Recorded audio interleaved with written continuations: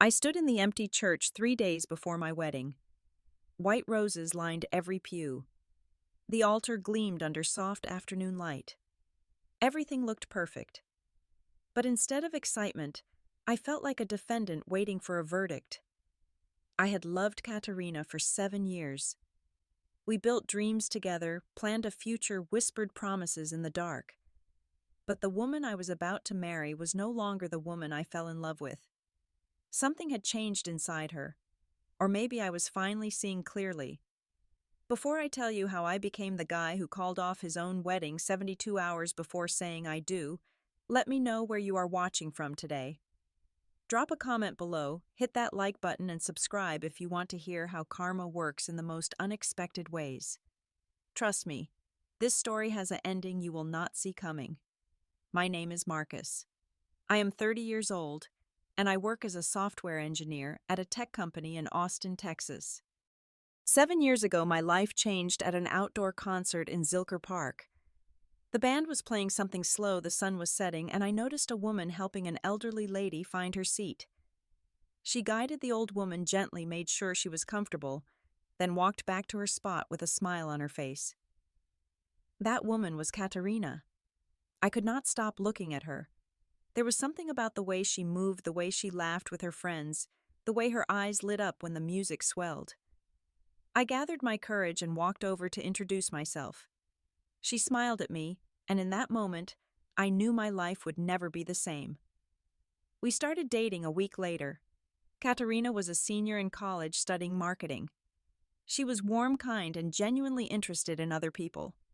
She remembered small details about everyone she met. She would ask about my mother, send her flowers on her birthday, and call just to check in. My mom adored her. She told me once that Katerina was the daughter she never had.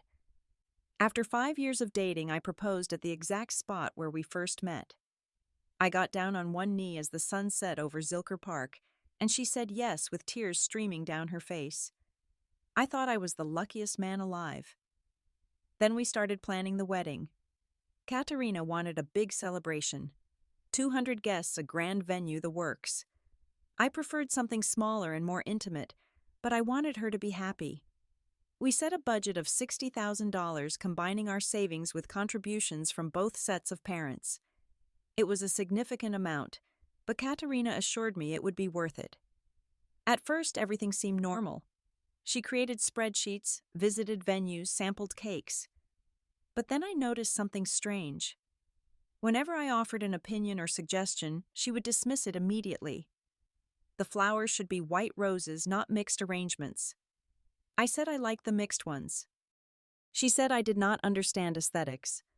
The venue should be the historic church downtown, not the garden I suggested. She said outdoor weddings were tacky. The guest list needed to include her coworkers, even the ones she complained about daily. She said it was about appearances. Every time I tried to contribute, she shut me down. "You do not understand about weddings," she would say. "Just let me handle it." I told myself this was normal. Brides get stressed. It is their big day. I should be supportive. That was my first mistake. Then the wedding planner quit. Her name was Denise, and she had 15 years of experience. She came highly recommended with a portfolio full of beautiful weddings. Katerina hired her with great enthusiasm, and for 6 weeks things seemed to be progressing smoothly. Then one morning, Denise called to say she was withdrawing from our wedding. She would refund our deposit in full. Her reason was vague. Something about scheduling conflicts. A few weeks later, I ran into Denise at a coffee shop. She looked uncomfortable when she saw me, but I asked her directly what had happened. After some hesitation, she told me the truth. Katerina had called her at 2 a.m, screaming about the font on the invitation samples. The font was wrong by what Katerina called 1 millimeter. Denise tried to explain that the samples were preliminary, that adjustments could easily be made. Katerina would not listen. She threatened to destroy Denise on social media to ruin her reputation, to make sure no one in Austin would ever hire her again. "I have worked with hundreds of brides," Denise told me. "I have never experienced anything like that. The things she said to me were cruel, truly cruel." I stood there holding my coffee, not knowing what to say. Part of me wanted to defend Katerina, to explain that she was under stress, that this was not who she really was. But another part of me felt a cold knot forming in my stomach. I went home that night and tried to talk to Katerina about it. She rolled her eyes. Denise was unprofessional, she said. She could not handle constructive criticism. Good riddance. I let it go. I told myself that maybe Denise had exaggerated. Maybe there were two sides to the story. Maybe Katerina was just passionate about getting things right. That was my second mistake. The bridesmaids were next. Katerina chose 4 women to stand beside her. Her younger sister Tessa, 2 friends from college named Brooke and Amanda, and Lauren, who had been my best friend since middle school and had become close with Katerina over the years. A few weeks after the bridesmaid dresses were ordered, Katerina called a meeting.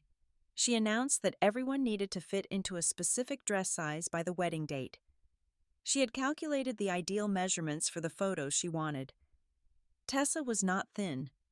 She had always been a bit heavier, and she was comfortable with her body. But Katerina pulled her aside after the meeting. I was not supposed to hear, and I was in the next room. "You need to lose at least 20 pounds, Katerina told her sister. "You are going to ruin the aesthetic of my wedding photos. Do you want to be the fat bridesmaid everyone laughs at?" I heard Tessa start to cry. She tried to protest, but Katerina cut her off. "This is my day," she said. "If you cannot make this one sacrifice for me, then maybe you should not be in the wedding party at all." Tessa called their mother that night. But their mother sided with Katerina. She told Tessa that brides are under a lot of pressure, that she should try to be supportive, that maybe losing a few pounds would be good for her health anyway. From that point on, Katerina weighed the bridesmaids every week. She created a group chat where she posted their progress. She commented on everything they ate when they were together. Lauren started texting me privately. "Marcus," she wrote, "something is really wrong. Katerina is not the person I thought she was. Or maybe she always was, and we just did not see it." I did not know what to say. Then Katerina turned her attention to my mother. My mom, Dorothy, is 62 years old. My father passed away 8 years ago, and she has lived alone ever since. She is kind, gentle, and she loved Katerina like her own daughter. She was so excited about the wedding. She saved for months to buy a beautiful navy blue dress for the occasion. It cost her $300, which was a lot on her fixed income. When Katerina saw the dress, she shook her head. "That color does not work with my palette," she said. "You will need to return it and get something else. I will send you approved options." My mother was disappointed, but she agreed. She returned the dress and bought one of Katerina's approved choices. But that was not the end. A few days later, Katerina told my mother that she would not be allowed to give a speech at the reception. Dorothy had been practicing for weeks. She had written something beautiful about welcoming Katerina into our family. "Your voice shakes when you are nervous," Katerina explained. "It will sound bad on the wedding video. I cannot have that." My mother called me that night. She tried to sound cheerful, but I could hear the pain in her voice. "It is fine," she said. "Whatever makes Katerina happy. I just want your day to be perfect." I confronted Katerina for the first time. I told her she was being unfair to my mother, that Dorothy had done nothing but support us, that she deserved to be included. Katerina burst into tears. "You always take her side," she sobbed. "You do not understand the pressure I am under. I am trying to create something beautiful for us, and everyone keeps criticizing me. If you loved me, you would support me instead of attacking me." I felt guilty. I apologized. I told her I was sorry for making things harder. That night I called my mother to check on her. She answered on the first ring. Her voice sounded thick. "I am fine, sweetheart," she said. "Do not worry about me. As long as you are happy, nothing else matters." I heard her crying before she hung up. The wedding planning continued, and Katerina left destruction everywhere she went. She ordered a $4,000 cake from a bakery owned by a woman named Margaret. After the 4th tasting session, Katerina decided the buttercream was not shiny enough. She posted 1-star reviews on every platform she could find. She called the bakery mediocre, overpriced, and unprofessional. Margaret called me personally, begging for help. She said those reviews were destroying her business. She had 3 employees who depended on her. I asked Katerina to take down the reviews. She refused. Why should I? She asked. I'm just telling the truth. The restaurant catering our reception faced similar treatment. Katerina changed the menu 5 times, demanding new tastings each time without additional charges. When the manager gently explained their policies, she threatened legal action. The manager called me to discuss Katerina's behavior. I apologized profusely, but I felt powerless to change anything. Then there was Rosa. Rosa had worked for Katerina's family for 12 years. She cleaned their house, helped with cooking, and watched Katerina and Tessa grow up. She was practically family. As the wedding approached, Katerina demanded that Rosa work extra hours to help with preparations. Rosa politely explained that she could not. Her daughter had just had a baby, and Rosa needed to help care for her new grandchild. Katerina fired her on the spot. Her father, Gerald, tried to intervene. Rosa has been with us for over a decade, he said. You cannot just dismiss her like this. Katerina turned on her own father. Are you choosing the help over your own daughter? She demanded. Is that the kind of father you are? I watched Rosa gather her things and leave. She had tears running down her face. She looked at me as she walked out the door, and I saw something in her eyes. It was not anger. It was pity. Pity for me. 10 days before the wedding, I could not sleep. I lay awake every night staring at the ceiling, replaying everything in my mind. The screaming phone calls at 2 a.m, the weekly weigh-ins, my mother crying alone in her house, Rosa walking away after 12 years of loyal service, Margaret watching her business crumble under fake reviews. I tried to convince myself that things would get better after the wedding. The stress would disappear. Katerina would return to the woman I fell in love with. Everything would be fine. But a question kept surfacing in my mind no matter how hard I tried to push it away. If she could treat other people this way, what would stop her from treating me the same way someday I loved her? I had loved her for 7 years. But love alone could not explain away what I had witnessed. Love could not erase the cruelty I had seen in her eyes. 4 days before the wedding, we went for the final dress fitting. Katerina asked my mother to come along. She called it a gesture of reconciliation. I thought maybe she had realized how harsh she had been. Maybe this was her way of making amends. The bridal shop was beautiful, filled with white gowns and soft music. My mother sat in a velvet chair, nervous but hopeful. She wanted so badly to be included, to feel like part of the celebration. Katerina emerged from the fitting room in her wedding dress. She looked stunning. The dress was everything she had dreamed of. She turned slowly in front of the mirror, then looked at my mother. Well, she asked. What do you think? My mother smiled. You look beautiful, sweetheart. That dress is perfect for you. You are going to be the most gorgeous bride. Katerina's expression hardened. That is it. That is all you have to say. No specific feedback, no detailed observations. My mother looked confused.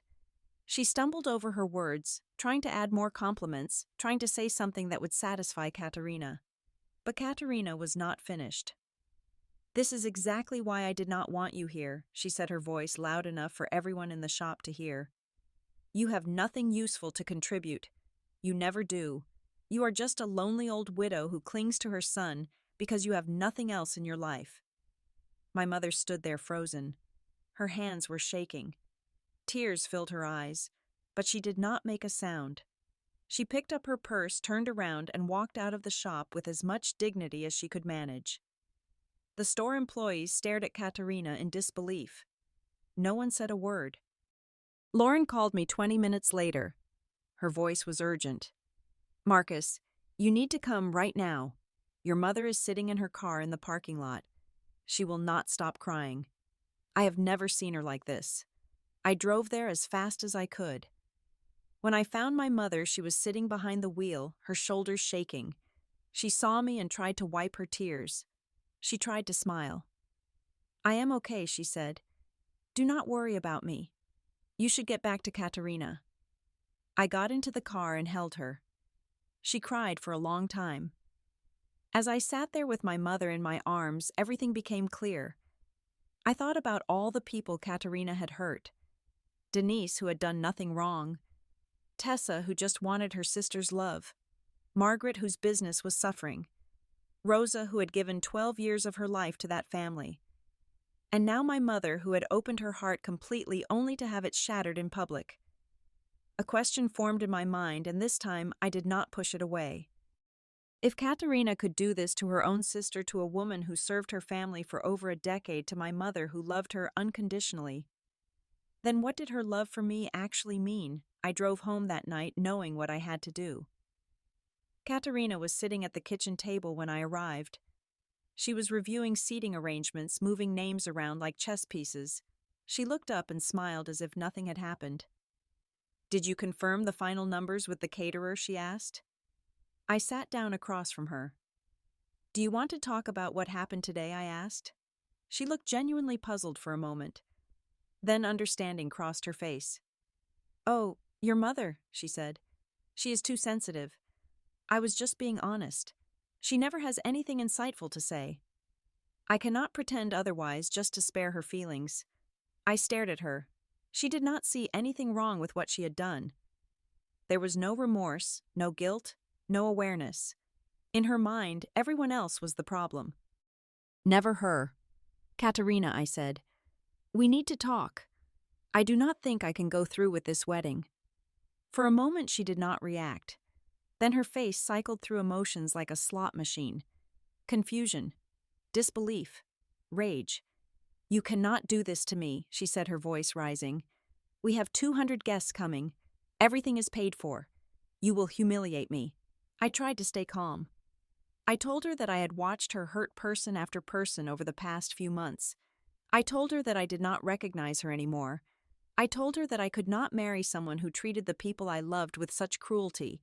She started crying. Then she started screaming. Then she started threatening. "I will tell everyone you cheated on me," she said. "I will destroy your reputation. I will make sure no one in this city ever respects you again. You will regret this for the rest of your pathetic life." I stood up and looked at her one last time. "You can say whatever you want about me," I said. "I would rather lose my reputation than lose my soul." Over the next 2 days, I called every person on our guest list personally. I told them the wedding was canceled. I apologized for the inconvenience. I did not badmouth Katerina. I simply said that we had realized we were not right for each other. The responses surprised me. Many people expressed shock, but quite a few said they understood. Some of them had witnessed Katerina's behavior firsthand. They told me I was making the right decision. Lauren texted me that night. "I am proud of you," she wrote. "That took real courage." Tessa reached out the next day. "Thank you," she said. "I have been too scared to stand up to her myself. But watching you do it gave me hope." Even Margaret from the bakery sent me a message. She had heard what happened through mutual acquaintances. She thanked me for being one of the decent ones. Katerina did exactly what she had threatened. She posted a long story on social media about how I had abandoned her. She painted herself as the victim of a cruel and heartless man who had left her at the altar. But karma has a way of balancing the scales. Denise, the wedding planner, saw Katerina's post. She shared her own experience in the comments. Then Margaret added her story. Then former co-workers of Katerina started chiming in with their own accounts of her behavior. Someone dug up all the vicious one-star reviews she had left for businesses all over the city. Screenshots of her group chat messages to the bridesmaids surfaced. Within a week, Katerina had deleted all her social media accounts. But the consequences did not stop there. Her employer found out about the public controversy. They discovered that she had posted negative comments about colleagues and clients under anonymous accounts. She was fired within a month. Her father apologized to Rosa and asked her to return. Rosa accepted because she needed the job, but their relationship would never be the same. Tessa cut off contact with her sister. She told me later that Katerina's behavior at the wedding planning had been the final straw in a lifetime of manipulation and cruelty. Last I heard, Katerina had moved to another city to start over. I do not know what became of her, and honestly, I do not care anymore. As for me, I spent a lot of time healing. My mother and I took a trip together, just the two of us. We drove along the California coast, stopping at small towns, eating at local restaurants, talking about everything and nothing. One evening, sitting on a beach watching the sunset, she turned to me. "I am so proud of you," she said. "It takes real strength to walk away from something you have invested so much in. Your father would have been proud too." I held her hand, and for the first time in months, I felt at peace. The experience taught me something important about love. Real love does not ask you to sacrifice your dignity. It does not require you to watch the people you care about be mistreated. It does not make excuses for cruelty or explain away abuse as stress. I do not hate Katerina. I feel sad for her, actually. Somewhere along the way, she lost herself. Or maybe she was never who I thought she was. Either way, I had to let go of the woman I thought I loved to save the person I actually am. 2 years have passed since that week. I am still single, and I am okay with that. I have rebuilt my relationship with my mother. I have deepened my friendships. I have focused on my career and my health. I have learned to be happy with my own company. Sometimes karma is not about punishing the person who hurt you. Sometimes karma is about giving you the clarity to walk away before they destroy your entire life. And sometimes canceling a wedding is not a failure. It is the bravest thing you can do. Have you ever had to walk away from someone because you finally saw who they really were? Have you ever had to choose your own peace over a relationship you thought would last forever? I would love to hear your stories in the comments below. If this story resonated with you, please hit that like button and subscribe to the channel. Share this video with someone who might need to hear it today. Your support means everything to me. Thank you for watching, and thank you for being here. I wish you the courage to choose yourself when the time comes. Because you deserve love that lifts you up, not love that tears you down. Take care of yourselves, and I will see you in the next one.